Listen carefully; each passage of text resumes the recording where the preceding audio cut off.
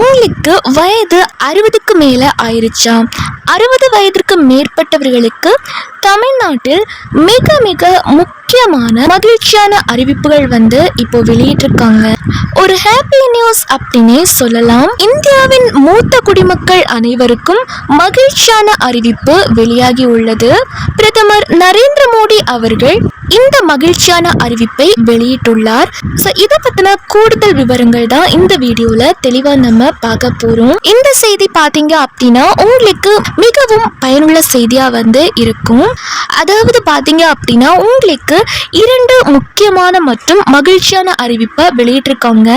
அதுல முதல் அறிவிப்பா என்ன சொல்லியிருக்காங்க அப்படின்னா, தமிழ்நாட்டில் 60 வயதிற்கு மேற்பட்ட மூத்த குடிமக்களா இருக்கக்கூடிய உங்களுக்கு அனைவருக்குமே சீனியர் சிட்டிசன் கார்டு அப்படிங்கிறது வழங்க போறதா சொல்லியிருக்காங்க. இந்த சீனியர் சிட்டிசன் கார்டு மூலியமா நமக்கு என்னென்ன பெனிஃபிட்ஸ் கிடைக்கும், என்ன சலுகைகள் கவர்மெண்ட் வழங்க போறாங்க அப்படிங்கிறதையும் நம்ம தெரிஞ்சுக்கலாம். இந்த ஒரு சீனியர் சிட்டிசன் கார்டு மூலியமா பல்வேறு அரசு சலுகைகள், மருத்துவ உதவிகள், போக்குவரத்து தள்ளுபடிகள், வங்கி சார்ந்த சலுகைகள் அப்படின்னு சொல்லிட்டு நிறைய பலன்கள் கிடைக்கும் அப்படின்ற மாதிரியும் தகவல்கள் வெளியாகி இருக்கு.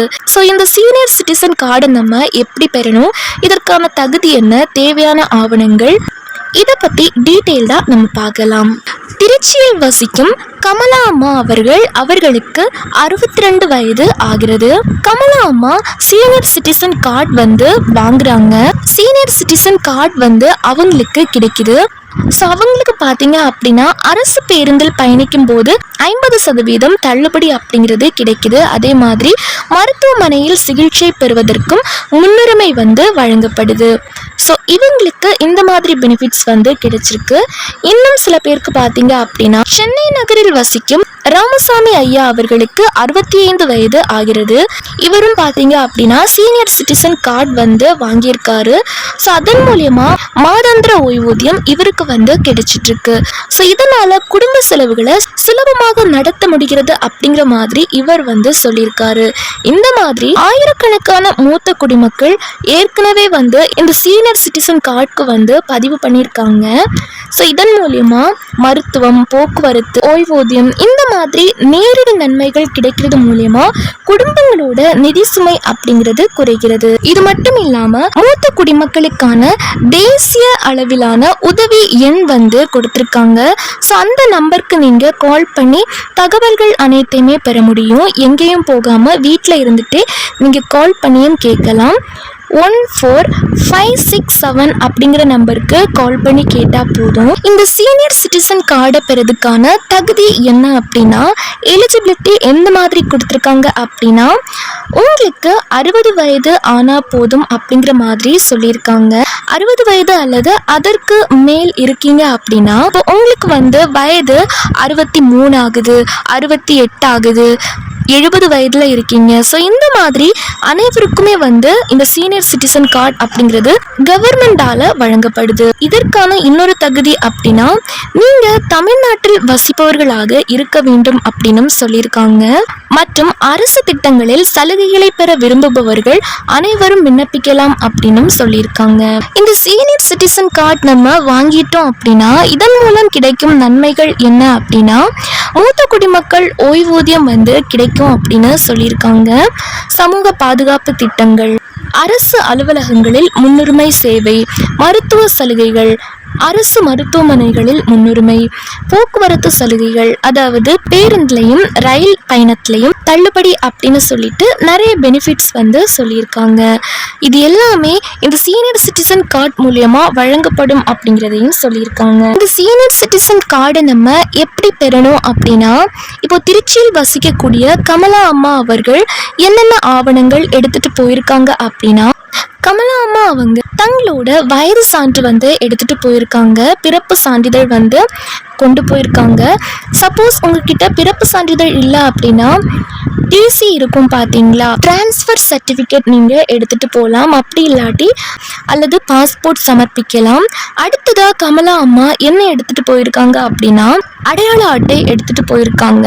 ஆதார் கார்டு அல்லது வாக்காளர் அடையாள அட்டை வந்து நீங்கள் எடுத்துகிட்டு போகிற மாதிரி இருக்கும். அடுத்ததாக கமலா அம்மா என்ன கொண்டு போயிருக்காங்க அப்படின்னா முகவரி சான்று வந்து எடுத்துகிட்டு போயிருக்காங்க. இன்னும் கிளியராக சொல்லணும் அப்படின்னா அது ரேஷன் கார்டு அல்லது மின்சார பில் இருக்கும் பார்த்தீங்களா, கரண்ட் பில் இருக்கும் அல்லது வாடகை ஒப்பந்தம். ஸோ இதையும் நீங்கள் எடுத்துகிட்டு போகலாம். அடுத்ததாக கமலா அம்மா என்ன எடுத்துகிட்டு போயிருக்காங்க அப்படின்னா பாஸ்போர்ட் சைஸ் புகைப்படம் வந்து கொண்டு போயிருக்காங்க. ஸோ நீங்களும் வந்து பாஸ்போர்ட் சைஸ் ஃபோட்டோ வந்து சமர்ப்பிக்கிற மாதிரி இருக்கும். அடுத்ததாக விண்ணப்ப படிவம் வந்து தேவைப்படும். விண்ணப்ப படிவம் வந்துட்டு சமூக நல அலுவலகம் அல்லது ஆன்லைனில் கிடைக்கும் அப்படின்ற மாதிரியும் சொல்லியிருக்காங்க. அடுத்ததாக பார்த்தீங்க அப்படின்னா அடுத்த அறிவிப்பா முதியோர் ஓய்வூதியம் பற்றி அரசு ஒரு முக்கியமான அறிவிப்பை வெளியிட்டிருக்காங்க. முதியோர் ஓய்வூதியம் என்பது அரசு வழங்கும் மாதாந்திர நிதி உதவியாகும். வயது முதிர்ந்தவர்களுக்கு வாழ்க்கை செலவுகளை சமாளிக்க இந்த மாதாந்திர உதவியானது மிகவும் உதவுகிறது. தமிழகத்தில் இருக்கக்கூடிய 60 வயது மற்றும் அதற்கு மேற்பட்ட அனைவருமே பார்த்தீங்க அப்படின்னா இதற்கு தகுதியானவர்கள் அப்படின்னு சொல்லியிருக்காங்க. உங்களுக்கு வந்து 60 வயது ஆயிடுச்சு அப்படின்னா 60 வயது ஆன உடனேயாகவே உங்க பேர் சேர்க்கப்படுமா அப்படின்னு கேட்டீங்க அப்படின்னா இல்லைங்க. 60 வயது ஆயிடுச்சு அப்படின்னா தானாகவே உங்க பேர் வந்து பட்டியலில் சேர்க்கப்படாது. அதற்கு நீங்க விண்ணப்பம் செய்யற மாதிரி இருக்கும். தேவையான ஆவணங்களை வந்து சமர்ப்பிக்கிற மாதிரி இருக்கும். அரசு அதிகாரிகள் அதை வந்து சரிபார்த்த பிறகுதான் உங்கள் பெயர் பட்டியலில் சேர்க்கப்படும் அப்படிங்கிறதையும் சொல்லியிருக்காங்க. ஸோ 60 வயது ஆயிடுச்சு அப்படின்னா உங்களுடைய விண்ணப்பம், ஆவணங்கள், சரிபார்ப்பு இவையெல்லாம் முடிஞ்சதுக்கு அப்புறம் தான் முதியோர் ஓய்வூதிய பட்டியலில் உங்கள் பெயர் சேர்க்கப்படும் அப்படின்னு சொல்லியிருக்காங்க. இதற்கு விண்ணப்பிக்கும் முறை பார்த்தீங்க அப்படின்னா அருகிலுள்ள VAO அதாவது வில்லேஜ் அட்மினிஸ்ட்ரேட்டிவ் ஆஃபீஸர் அல்லது தாலுகா அலுவலகத்தில் விண்ணப்பிக்க வேண்டும் அப்படின்னு சொல்லியிருக்காங்க. இதற்கு விண்ணப்பிக்கும் முறை என்ன அப்படின்னா வயது சான்று, பிறப்பு சான்றிதழ் அல்லது ஆதார் கார்டு, வருமான சான்று, குடும்ப வறுமை கோட்டிற்கு உட்பட்டது என்பதை நிரூபிக்கும் ஆவணம் வந்து தேவைப்படும். வசிப்பிட சான்று வந்து தேவைப்படும். ரேஷன் கார்டு அல்லது வாக்காளர் அடையாள அட்டை வந்து தேவைப்படும். குடும்ப வருமானம் குறைவாக இருக்க வேண்டும் அப்படின்னு சொல்லியிருக்காங்க. அண்ட் அது மட்டும் இல்லாமல் அரசு ஊழியர் ஓய்வூதியம் பெறுபவர்கள் இதற்கு தகுதி பெற மாட்டார்கள் அப்படின்னு சொல்லியிருக்காங்க. விதிமுறைகள் பார்த்தீங்க அப்படின்னா மாவட்டத்துக்கு மாவட்டம் சிறிய மாற்றங்கள் ஏற்படுறதுக்கான வாய்ப்புகளும் வந்து இருக்கு. ஸோ நீங்கள் வந்து அருகில் உள்ள வில்லேஜ் ஆஃபீஸில் வந்து கேட்கலாம் அல்லது தாலுக் ஆஃபீஸில் வந்து கேட்கலாம். நீங்கள் விண்ணப்பிச்சு முடிச்சதுக்கு அப்புறம் அதிகாரிகள் நேரில் வந்து சரிபார்ப்பார்கள். சரிபார்ப்பு அனைத்துமே முடிந்ததுக்கு அப்புறம் உங்களுடைய பேர் வந்து பட்டியலில் சேர்க்கப்படும். அதுக்கப்புறம் மாதாந்திர ஓய்வூதியம் அப்படிங்கிறது நேரடியாக உங்கள் வங்கி கணக்கில் செலுத்தப்படும் அப்படிங்கிறதையும் சொல்லியிருக்காங்க. இந்த 2 முக்கியமான தகவல் தான் சொல்லியிருக்காங்க. சீனியர் சிட்டிசன் கார்டு அண்ட் முதியோர் ஓய்வூதியத்தை பற்றி தான் முக்கியமான அறிவிப்புகள் வந்து இப்போ வெளியாகி உள்ளது. இந்த வீடியோ கண்டிப்பா உங்களுக்கு மிகவும் பயனுள்ள வீடியோவா இருந்திருக்கும் அப்படின்னு நம்புறேன். மேலும் இது போன்ற பயனுள்ள தகவல்களை தினமும் பார்க்க நம்ம சேனலை இப்பவே சப்ஸ்கிரைப் பண்ணிக்கோங்க.